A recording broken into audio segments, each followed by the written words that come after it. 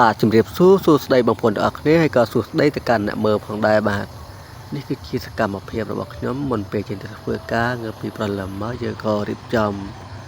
គ្រឿងចាក់របស់យើងចេញដំណើរការតែម្ដងបាទនៅថ្ងៃនេះផងដែរខ្ញុំបាទក៏បានយកប្រេងទៅចាក់ AX នៅកន្លែងនេះមួយឯណោះផងដែរបាទដើម្បីធ្វើការជាធម្មតាអញ្ចឹងទៅបាទឥឡូវរៀបចំចេញទៅទាំងអស់គ្នា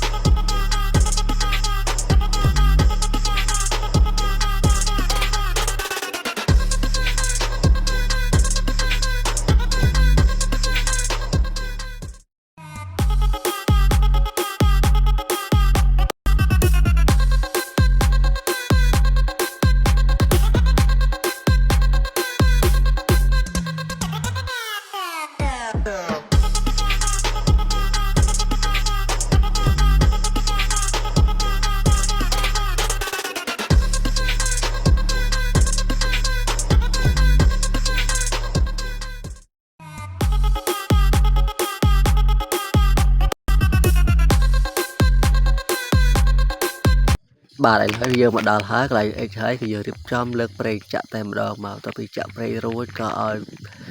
តកងអាឡូដែលគាត់សុំរៀនបើក X ហ្នឹងដើម្បីគាត់បើកដើរទៅកន្លែងធ្វើការតែម្ដងបាទថាកន្លែងធ្វើការយើងនៅឆ្ងាយដែរបាទហើយយើងរៀបចំលើកប្រេងឡើងទៅចាក់ខាងលើតែម្ដងបាទហើយលើកប្រេងបានមួយហើយក៏រៀបចំលើកមួយទៀត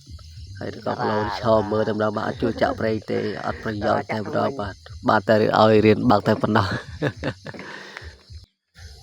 แล้วก็เลิกចាក់ឲ្យតែដៃមួយថតចឹងគឺអាចថតឲ្យបងប្អូនមើលបានទេនៅពេលចាក់បាទចឹងបាទទៅពេលបើករ៉ាប់អេសវ័ននឹងរួចលើកចាក់តែម្ដងក៏បានស្គប់កាមេរ៉ាសិនហើយក៏យើងបន្តទៅខាងមុខទៀតហើយយើងចាក់ប្រេងរួចហើយយើងរៀបចំចេញឲ្យគាត់បើកចេញទៅក្រៅតែម្ដងបាទដោយសារតែគាត់ទើបតែរៀនអញ្ចឹងហើយការបើកបររបស់គាត់គឺអាចថាមិនលឿនទេបាទមួយទេតែមួយគឺមានសុវត្ថិភាពតែម្ដងបាទតែបង្ខំពេកអត់សុវត្ថិភាពទេចំពោះអ្នកទើបតែរៀនបើកថ្មីបាទហើយគាត់ដើរចេញទៅខាងក្រៅទៅបាទគាត់ចេញទៅហើយទៅមកជិះម៉ូតូទៅតាមខាងពីក្រោយគាត់តែម្ដងបាទ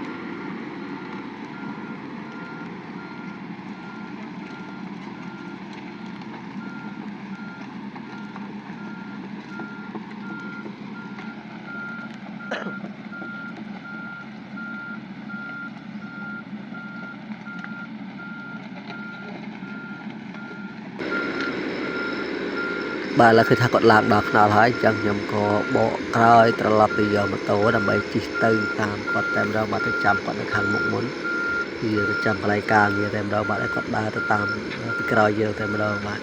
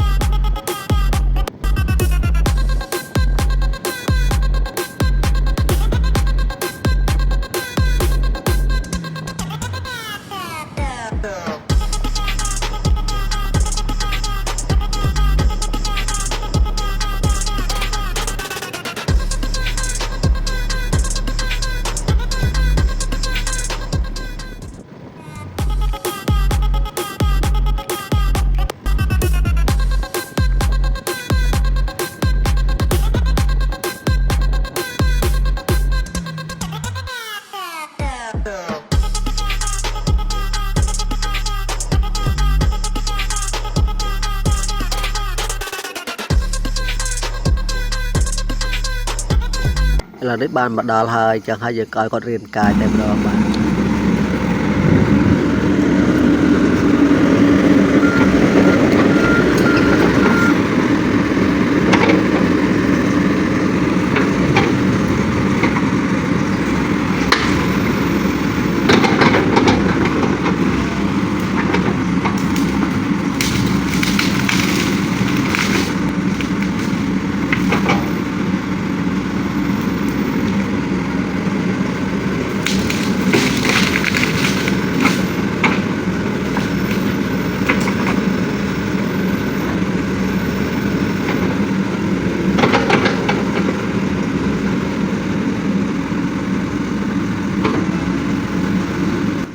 បាទដោយសារតែគាត់ទើបតែរៀនចឹងហេតុថាគាត់ក៏ដងផងដែរបើរៀនឆាប់ចេះមែនតែបើរៀនតែម្ដងអាចកាយវិការមិនដែរតែគ្រាន់បើហើយបាទអញ្ចឹងវីដេអូនេះមានប៉ុណ្ណឹងអរគុណបងប្អូនអរគ្នាបាទ